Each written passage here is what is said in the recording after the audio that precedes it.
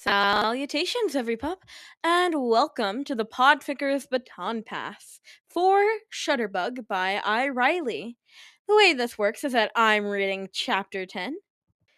Dust Bunny read the previous chapter, and Evie is Evil will be reading the next chapter, passing along who will be reading Shutterbug until the PODFIC is finished.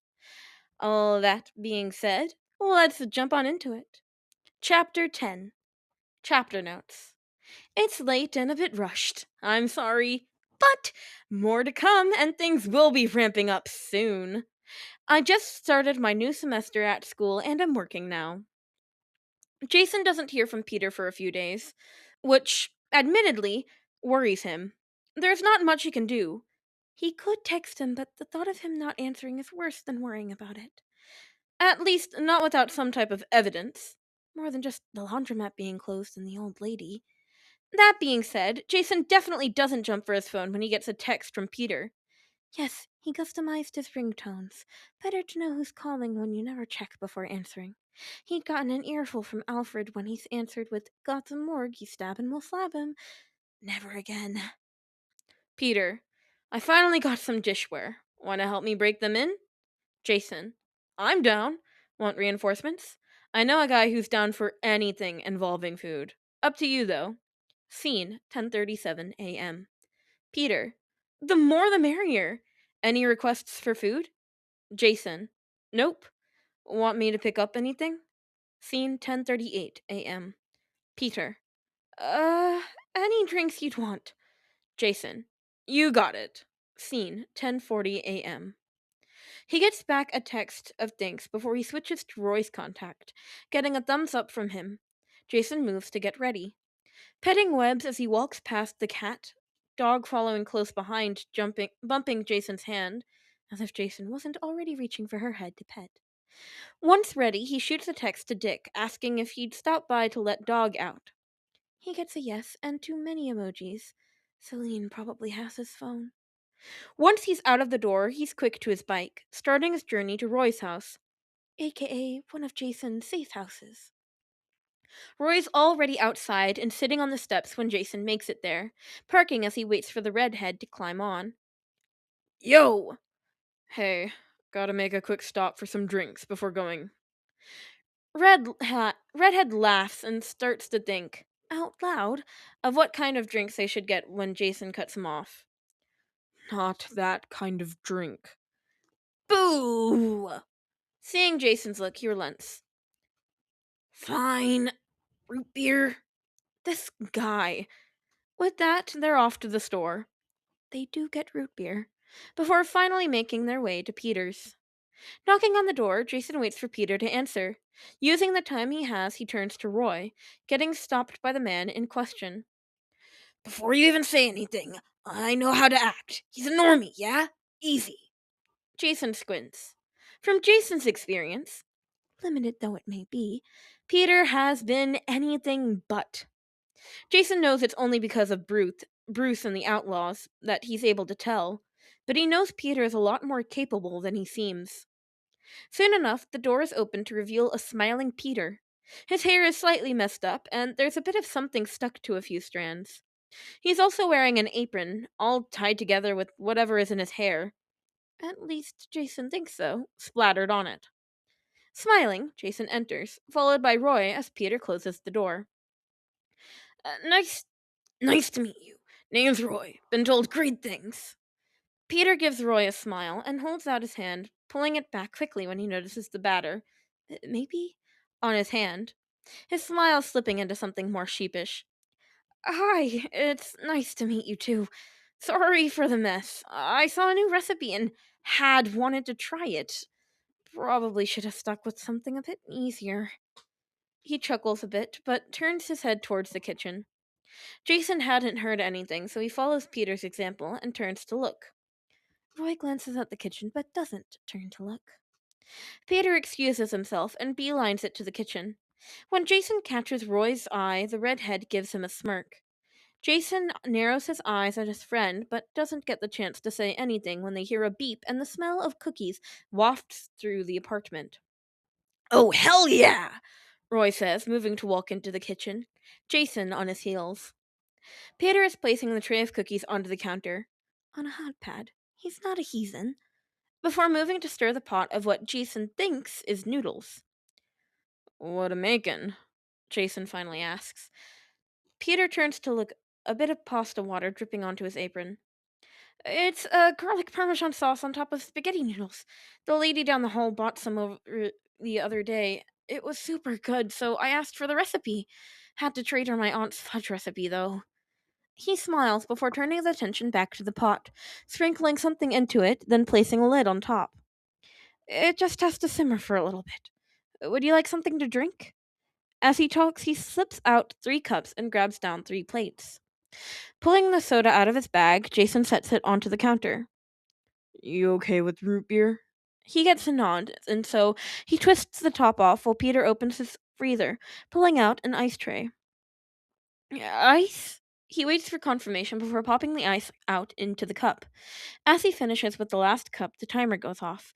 Turning the burner off and sliding off the lid, Peter grabs a pair of tongs.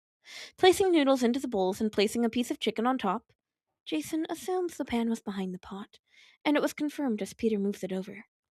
Peter places the bowls in front of them before handing them silverware. No, it's Parmesan au poulet, Peter says, much to Jason's shock and Roy's confusion. You know French? He asks. Peter looks up as he responds. Yeah, I had some free time a bit ago and taught myself. Jason numbly nodded, unsure of what to say. Luckily, Roy takes the opportunity to take a bite, talking around it. Holy shit, dude, this is delicious! Peter smiles and walks away, only to return with some sliced bread, a baguette. He places them onto small plates and sets butter, and a butter knife, on the table before sitting down. I'm glad. Peter is quick to dig in, and Jason soon follows. This is good. I wonder if Alfred has anything to trade for the recipe. Jason thinks, grabbing a piece of bread before spreading butter on it. Biting into it, Jason notes how soft it is. Considering this is Gotham, either Peter got up at the crack of dawn to get this, or he made it. It would explain the batter on his apron and hair. Not thinking about it, Jason reaches over and gently pulls the batter off of Peter's hair. The man in question freezes and tries, and fails, to hide his blush. Blinking as he takes his hand back, Jason realizes what he did. Quick to apologize, he doesn't see Roy continuing to shovel the pasta while giving the deadpan look between the two. It's fine. I'll just go and, yeah, be right back. Peter stands, chair nearly falling over, and makes his way to the bathroom. Jason watches him go, and once the door shuts, he lets his head hit the table. I did not just do that. You sure did! Sending up a glare from a spot on the table, Jason swats Roy's hand away from his bowl. My bad. I figured you'd let me have it while you die from embarrassment.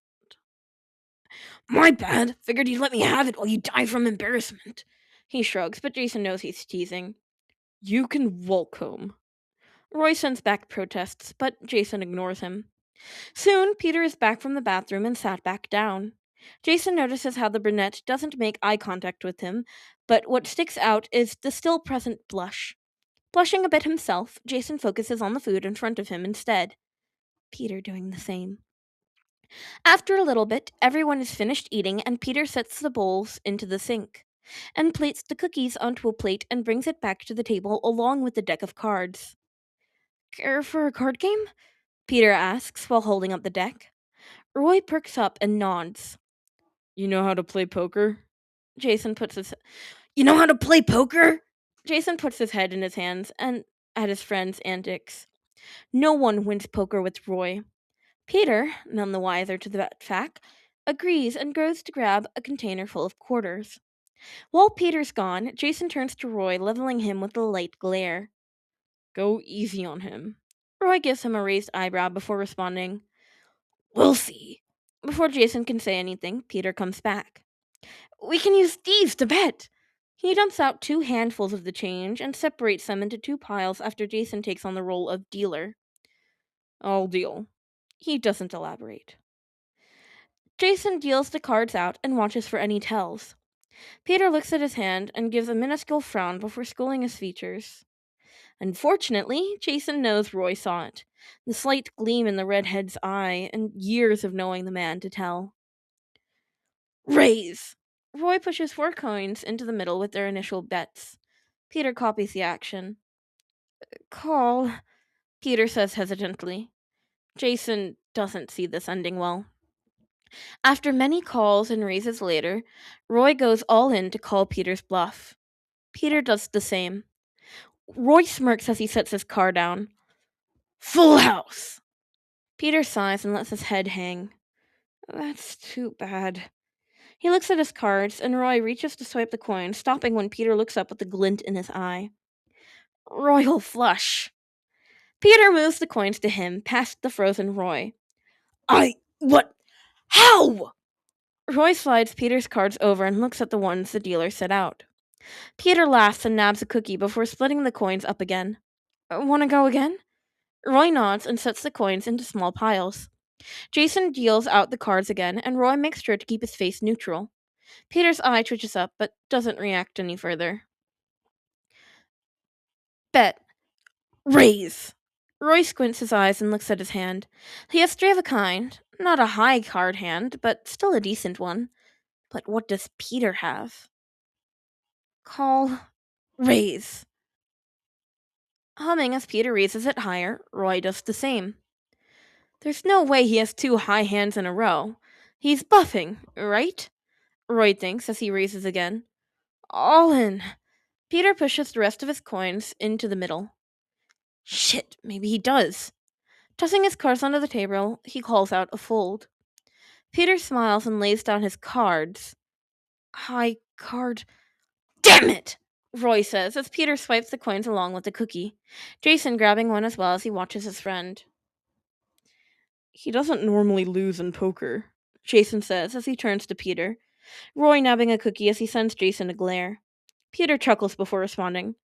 I bet. My friend showed me how to play and the best way to win. He trails off at the end. Before Jason can respond, he's cut off by his phone. The sound of Barbie Girl starts to play and he looks down. Barbara was texting him. He didn't have songs as his ringtones, though, and so he figured she teamed up with Tim to change them. Barbara, new update on your case. B wants you to come and look at it now. Sending back an okay, he looks up at Peter and Roy, later demanding another match. We gotta go. Babs texted and needs help with something. Roy looks up and nods before nabbing Peter's phone and adding his number in. I'll get the rematch, and I won't lose next time, Roy says, but there's not real heat behind it. Peter nods and accepts the challenge. He walks them to the door as they leave, giving them a wave as they walk out with promises of doing this again. Walking down the stairs, Jason hears Roy grumbling about losing. I never lose. You got good taste, though, Jaybird. He's cute. Jason blushes. Thankfully, that Roy can't see, but doesn't say anything until he reaches the last step. It's not like that. Seeing Roy's knowing look, he continues. Okay, it's not like that, but I don't know how he feels, or if he even likes guys. Roy laughs a bit. Dude, he likes you, I can tell. Sure you can. Ignoring his friend's response, Jason moves to get on his bike, Roy copying the motion. He's got a job to do. With Peter. Once the door is closed, Peter watches as Jason, the cat, leaves his hiding place under the couch. Chuckling, Peter checks the time and makes his way towards his room. Opening his closet, Peter looks at his finished spider suit, giving a smile as he takes it off the mannequin, knowing it'll never be on it again and will end up on a hanger. Slipping it on and sliding his mask over his face, Peter opens his window and starts his first night. Swinging through the building, Peter lets himself enjoy it. It feels like it's been forever since he was able to fly, but it had only been 2 weeks. Letting himself free fall from his swing, Peter stretches his senses out. After a week of practice, he has better control of his spider sense. Feeling before he sees it, Peter lets his arm snap to the right and fire off a web onto the nearest building. Landing on said building, Peter climbs along the wall as he sees a mugger corner a small group of girls. Hey, why don't you pick on someone your own size? Wow, that was cringy even to him. The mugger looks up and sees him on the wall, making him pause before dismissing him and turning back to the small group. I get that it was cliche, but you could at least respond, Peter says as he jumps down between the girls and the mugger. The mugger swings his hand down at him, but Peter catches it, catching the mugger off guard. Kicking the guy in the stomach, Peter watches as the knife he was holding falls. Kicking it aside, Peter dodges as the man swings his other arm. Using the momentum, Peter lets go of the guy's arm and swings his fist up into their jaw, knocking them down and out. Taking a moment to make sure he's really down, Peter sticks out his wrist and fires a few webs to restrain him before turning to the group of girls. It's okay, he's down! Stop! He screams out. The girl who was shielding the others had pulled out what Peter can only suspect is pepper spray. She doesn't stop, but the can runs out, and with it, the girls do the same. Between the tears, he calls out, "Get home safe!" Moving up to the top of the building, Peter pulls out his phone to call the cops when he's forced to dodge something. Looking at the floor next to him, at the bat knife thing stuck in the ground, blocking the foot that came following after Peter flips over himself to put more distance between him and his attacker. Whoa, no need for the violence? Sensing his question, the form pauses before answering. Spoiler. You? Spider-Man. She nods and moves to throw a punch. Why? He shouts as he starts to move back again, now knowing it's a local vigilante. She doesn't answer, but instead runs towards him, causing him to run further, jumping to the next roof. He briefly sees the red and blue lights coming closer to the alley, so he assumes one of the girls called them. Turning his focus on running from the still pursuing vigilante, Peter shoots off a web onto a taller building, cursing when the chaser fires off her grapple. Stop running! Stop chasing! Why would I when you went after those girls? Peter doesn't stumble, but it's a close thing. What? No! I stopped the guy from mugging them! Despite his shouting, she doesn't listen and still gives chase. Gotta lose her. The alley with my bag is close. If I can just... He trails off in his thoughts as he sees his chance. Swinging through a narrow alley, Peter glances back to see the purple-clad girl stop and swing up onto the building, ducking into said building. Peter makes his way to the other side and out the door. Now back into the alley with his bag, Peter rushes to change as he hears the sound of a grapple hit a nearby building. Once his mask is in his bag and he has his camera out and around his neck, he knew from experience that he should always have it, never knowing when he'd get a picture. He hears the sound of feet hitting the floor behind him. Hey. Turning around and giving a confused face, Peter sees Spoiler pause. Oh my god, you're Spoiler! Could I get a picture? He doesn't wait for a response as he snaps the picture, having turned it on when he started talking. There's a bright flash in the dark that leaves her blind for a moment. Using the chance, Peter thanks her for the picture and quickly leaves.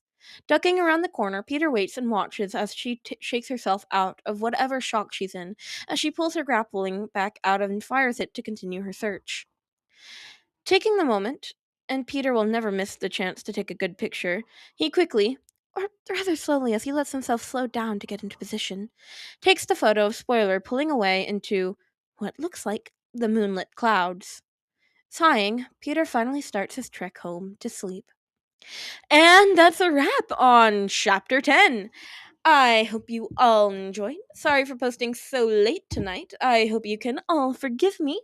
Please go show Iriley some love. And please leave me a comment. I love reading comments. They make me so happy. Please leave me specifically hate comments and I'll give you a shout out in the next chapter I read. That being said, shout outs to the people who left hate comments on my reading of Chapter 2. So, shout outs to... Miss Dogleaf and Oaken Shadow 6763. Thank you so much for your hate comments. Next chapter is chapter 11 and will be read by Evie is Evil. You can find that on the playlist, which will be linked both at the beginning of the video and at the end of the video. Or you could go to Evie is Evil's channel, which I'm assuming is called Evie is Evil. um, all that being said, I hope you all enjoyed, and I will see you all next time. Bye-bye, pups.